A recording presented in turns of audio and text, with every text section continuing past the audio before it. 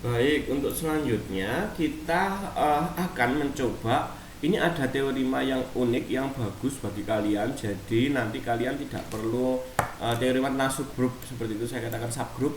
Teorema tentang subgrup misalkan G adalah suatu grup. Misalkan G adalah suatu grup. H itu adalah subset dari G dan H itu adalah bukan himpunan kosong. H dikatakan subgrup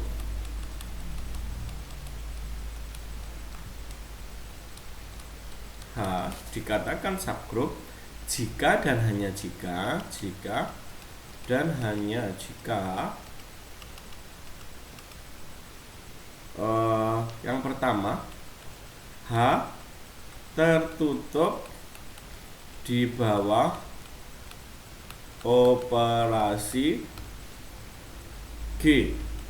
Artinya apa? Artinya untuk setiap AB, untuk setiap A, B anggotanya H, maka AB adalah anggotanya H. Ini yang pertama. Kemudian yang kedua, setiap unsur H memiliki inverse. Nah, inverse artinya jika A anggota H, maka A pangkat negatif 1 atau A itu adalah anggota H.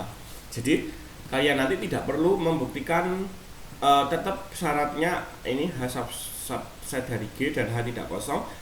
H dikatakan subgrup jika nggak perlu membuktikan sebanyak 4 butir. Ini cukup 2. Dengan adanya teorema ini kalian dimudahkan, dimanjakan piye Pak, mau mata rasanya gitu misalnya. Ya itu urusan kalian jadi mahasiswa. Enggak ya. Ya intinya kita coba saja yang tadi ya, dengan cara yang sama, atau Pak saya dengan cara yang cari yang lain dong gitu ya, apa ya gitu ya, dicari aja. Misalkan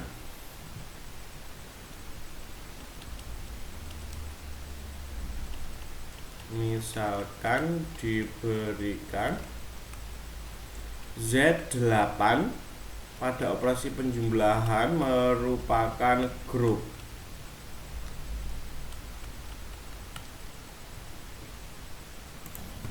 Pertanyaannya apakah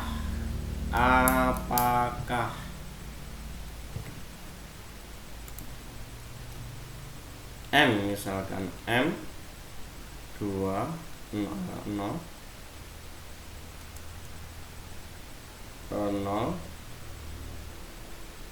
2 4 subset dari Z8 merupakan subgrup dari Z8. Nah, kita coba aja. Baik, bukti jawab. Nah, yang pertama caranya sama. Yang pertama kita membuktikan M subset dari Z8. Karena sudah ada keterangan bahwa ini adalah subset, ya nggak perlu dibuktikan. Keterangan di soal. Nah,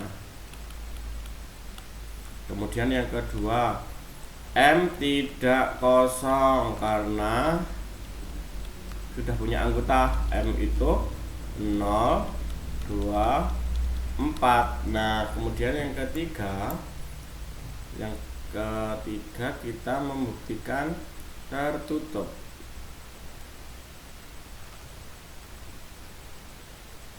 0, 2, 4. 0, 2, 4. Nah, 0 tambah 0 0, 0 tambah 2 2, 4 tambah 0 2, 2 tambah 0 2, 2 tambah 2 4, 2 tambah 6, sorry 2 tambah 4 6. Nah 4 tambah 0 4, 4 tambah 2 6, 4 tambah 4 8, 8 itu kongruen dengan 0. Nah ternyata tidak tertutup. Ya sudah, berarti dia bukan subgroup. Ada 6 ya, A sama dengan AB, ada 2 anggotanya M, dan kemudian 4 anggotanya M, tetapi 2 plus 4 sama dengan 6 bukan anggotanya M. Jadi kesimpulannya, jadi M itu bukan subgroup dari Z8. Maksud saya tadi kalau mau membuktikan ini, kalau misalkan dia grup, itu membuktikannya tidak 4, hanya 2, tapi ini sudah langkah kedua, sudah pada langkah ketiga sudah terwakili, berarti dia bukan subgroup karena tidak tertutup seperti itu ya. Kemudian ada teorema selanjutnya. Nah ini juga kalian akan semakin dimudahkan dengan adanya teorema-teorema ini, tidak perlu membuktikan secara keseluruhan gitu. Misalkan G adalah suatu grup, kemudian H adalah subset dari G, dan H itu adalah tidak kosong atau bukan himpunan kosong. H dikatakan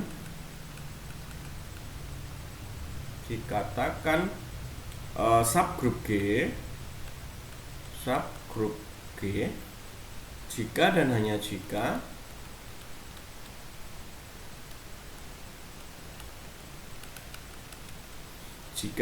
jika berlaku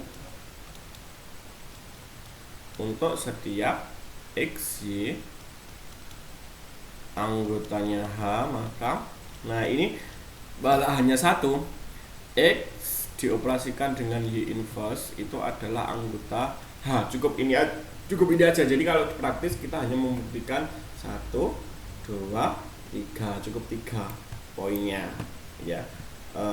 Ini kecuali nanti gini, kerjakan dengan definisi ya, berarti harus kerjakan dengan definisi ya, seperti itu. Jadi kalian nanti bisa mencoba yang pasti aja lah, kayak tadi misalkan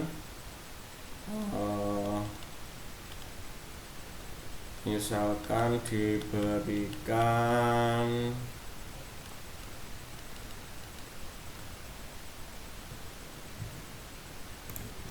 ini, misalkan diberikan ada Z7, misalkan G itu adalah 1 2 3 4 5 6, subset dari Z7 merupakan grup pada operasi perkalian.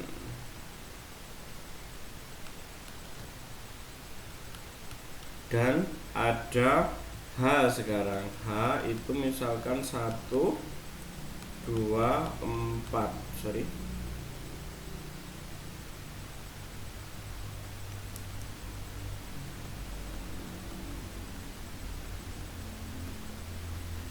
juga subset dari J7. Pertanyaannya, buktikan apakah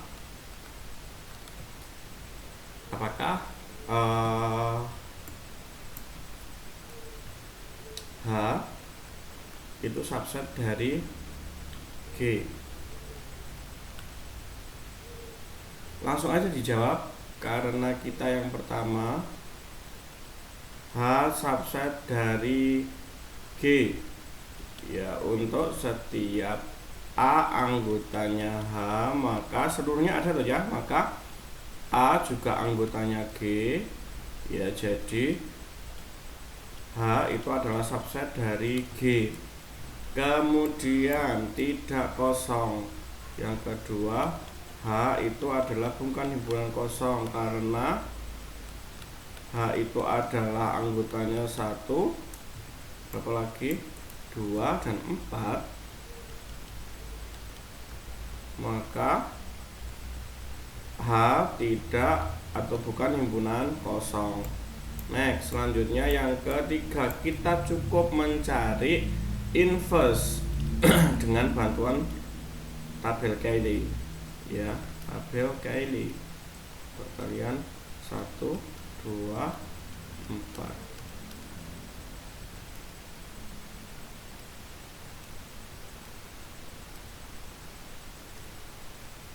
Satu, 2, 4.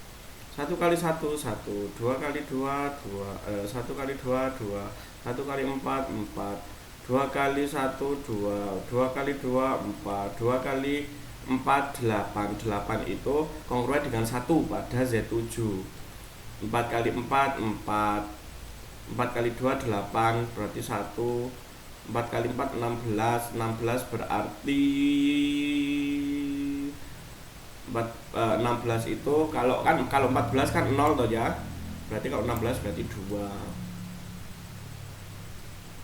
Nah, kalau saya ambil kalau A sama dengan 1, maka A inverse-nya adalah 1. Kenapa? Karena kita cari kalau yang dikalikan hasilnya identitas perkaliannya berapa toh ya ini? Berarti kan identitas perkaliannya kan 1. Kenapa? Karena kalau semua itu kalau dikali dengan 1, hasilnya kan dia sendiri. Ya. Kemudian kalau A-nya 2, maka A inverse-nya cari 2 kali berapa yang hasilnya 1? 4.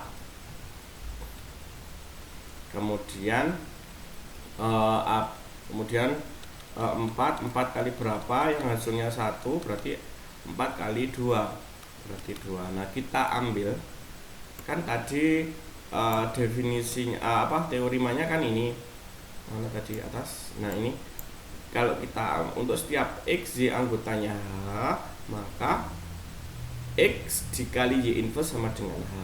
Ya, kita cek satu per satu. Agak lama sih jatuhnya, ya tapi nggak apa-apa. Jika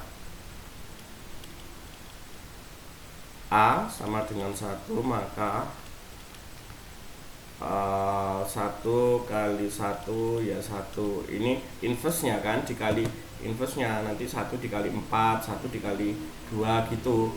Karena kan dikali inverse-nya, intinya kan gitu kan, X dikali Y inverse kan. Sorry, bukan dikali sih, nanti pokoknya tergantung operasinya. Ini kan X Y inverse. Jangan dikali dengan inverse-nya, berarti dikali dengan inverse yang lain. Berarti 1 dikali 4. Kan bukan X dikali X inverse kan, X dikali Y, berarti 1 dikali 4 sama dengan 4 anggota dari H. 1 dikali 2 anggota dari H. Begitu juga dengan sebaliknya, 4 dikali 1, 4 anggota dari H. Nggak harus sih, nggak harus dibolak-balik ya, karena ini kan bukan ini. Jika sekarang X-nya, jika sekarang biar nanti sama dengan teori mas, jangan saya A ya, X aja ya. X Y inverse-nya ya 4 sama 2. Kalau sekarang X-nya itu adalah 2, maka 2 dikali yang bukan inverse-nya X, berarti kan 2 bukan dikali dengan 4, berarti kan yang 2 dikali 1 atau 2 dikali 2 ya kan. Berarti 2 dikali 1, 2 anggotanya H, 2 dikali yang bukan inverse-nya dirinya sendiri kan, Y, X dikali Y inverse kan ya. Jadi ini anggaplah, biar tidak bingung saya tuliskan gini aja, terus nggak apa-apa, pokoknya bukan dengan dikalikan dengan inverse-nya ya. Berarti ini dikali dengan nanti yang inverse-nya ini atau inverse-nya yang ini, berarti kan 2 dikali 2 kan, dikali 2 berarti 4 ini juga anggotanya H. Sekarang kalau Y-nya ada X-nya adalah 4, berarti bukan dikali dengan inverse-nya 4. X-nya sama dengan 4, berarti 4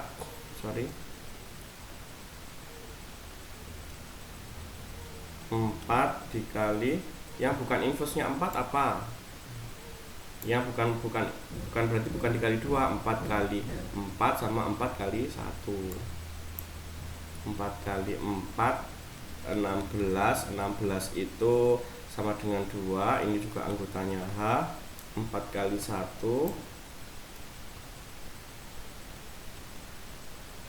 4 dikali 1 berarti 4, ini juga anggotanya H.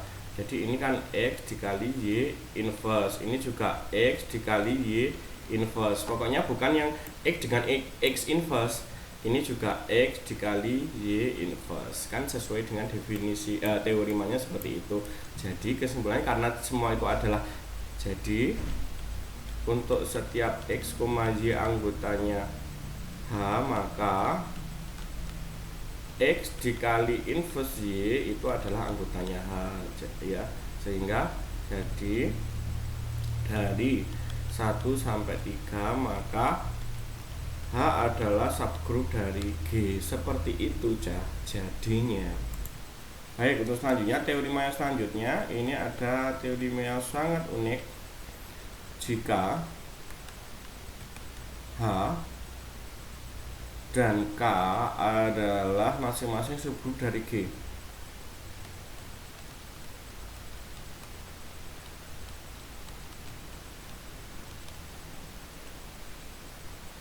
maka H iris K merupakan subgroup dari G juga, ya. Jadi kalau kalian nanti mengiriskan, kalian misalkan punya beberapa subgroup dari G, kemudian kalian iriskan, pas nggak usah dibuktikan. Jadi berdasarkan teorema ini dia nanti pasti subgroup juga gitu. Kemudian teorema yang selanjutnya nanti cari, saya mungkin bisa jadi tugas saya mencari contohnya ini. Misalkan G suatu, maaf. Untuk selanjutnya teorema selanjutnya misalkan G suatu grup,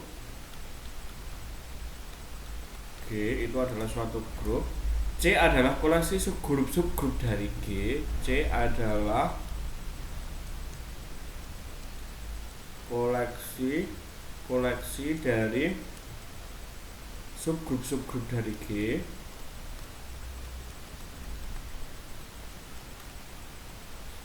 maka irisan subgrup dari G, maka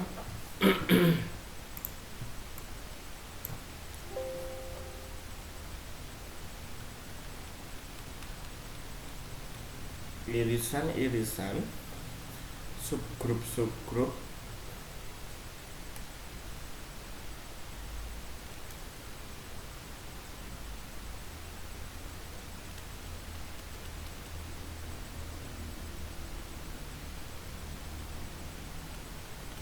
dari G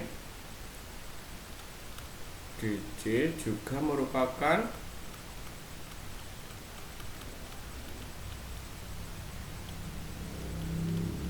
subgrup atau subgrup G, ya. Jadi kalau tadi kan hanya 2, ini koleksi jadi lebih dari 2 seperti itu.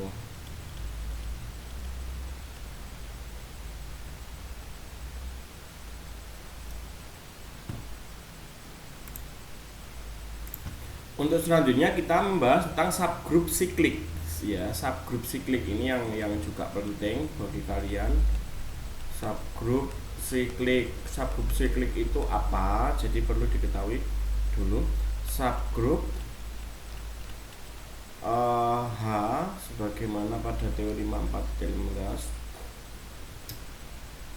Jadi kalau kita ngomong siklik itu adalah nanti ada hubungannya dengan pembangkit atau generator. Jadi ada subgroup itu yang dibangun oleh suatu unsur. Ya, jadi ini saya menuliskannya. Jadi subgroup siklik ini misalkan G adalah suatu grup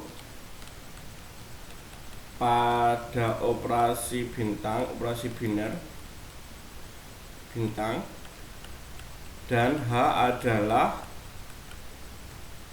subgrup dari G. Ya, kemudian H dikatakan subgrup siklik jika H dibangun atau bisa dibangun atau dihasilkan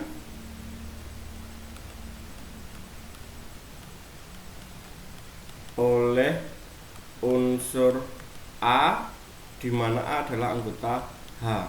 Ya, jadi nanti boleh saya tuliskan H itu adalah, nah seperti ini. Kemudian maknanya apa? Jadi ini A itu adalah dikatakan generator, pembangkit atau pembangun atau penghasil. Ya, dimana generator A itu makanya definisinya adalah A pangkat N. Ya, A pangkat N, dimana N adalah anggota bilangan bulat. Jadi seperti itu. A disebut pembangkit, kemudian penghasil, bisa juga dengan generator. Ini loh ya yang dikatakan subgroup siklik. Siklik itu sebenarnya apa sih? Pada kasus ini dia adalah suatu subgroup yang yang anggotanya itu dibangun oleh satu unsur. Ya, dibangun oleh satu unsur yaitu A. Misalkan gini, saya ambil contoh aja. Misalkan diberikan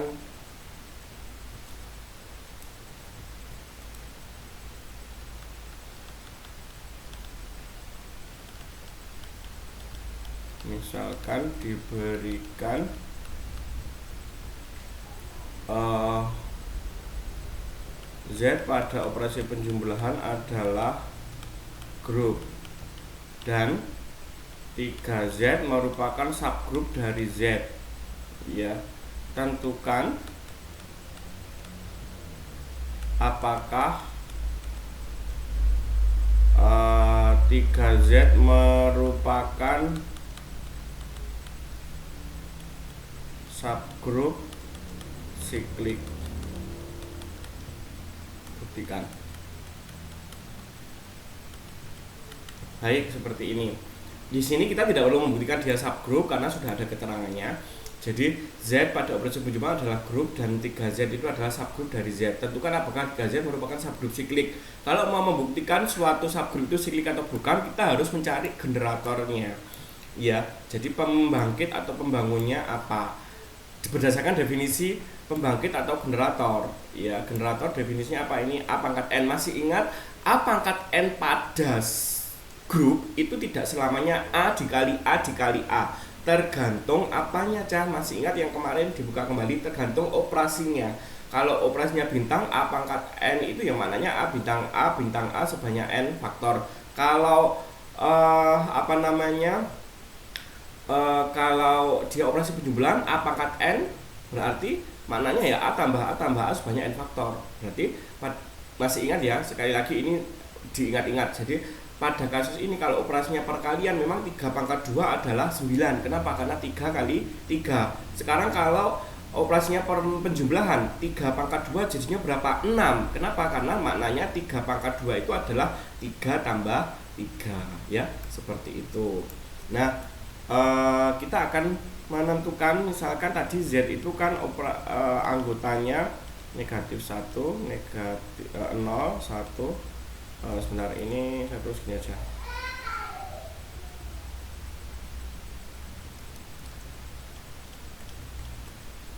Negatif 3, negatif 2, negatif 1, 0, 1, 2, 3, 4, dan seterusnya. 3Z itu berarti kan apa ya, apa namanya, 3 kan, apa kelipatan 3 dari yang atasnya, berarti kan negatif 9, negatif 6, negatif 1, sorry, negatif 3, 0, 3, 6, 9, 12, dan seterusnya. Baik, pertanyaannya apakah dia grup siklik? Grup siklik itu kita harus cari pembangkitnya. Coba perhatikan. Jadi kan ini sebenarnya kan bisa dijadikan diubah ke dalam bentuk perpangkatan. Negatif 9 itu berarti kan negatif 3 pangkat. Ini karena operasinya penjumlahan, masih ingat ya? Ini operasi penjumlahan. Berarti negatif 9 itu adalah maknanya dia negatif 3 pangkat 3. Artinya negatif 3 ditambah negatif 3 ditambah negatif 3. Begitu juga dengan ini negatif 3 pangkat 2, negatif 3 pangkat 1, negatif 3 pangkat 0. Masih ingat? Kalau di perkalian negatif 3 pangkat 0 hasilnya 1. Kenapa? Karena identitasnya adalah 1 dalam perkalian. Kalau negatif 3 pangkat 0 pada operasi penjumlahan adalah 0. Kenapa? Karena identitasnya 0. Dibuka kembali. Ya, ini 3 pangkat 1, 3 pangkat 2, 3 pangkat 3, 3 pangkat 4. Nah, masih ingat ini kan namanya generator toh ya. Jadi ini sebenarnya pada kasus ini bisa dipastikan. Oh iya, maaf, bukan negatif 3. Jadi 3 pangkat negatif 3. Ini kan inverse maksudnya. Inverse itu kayak A pangkat negatif 1 gitu. A pangkat negatif 2. Berarti kan ini inverse.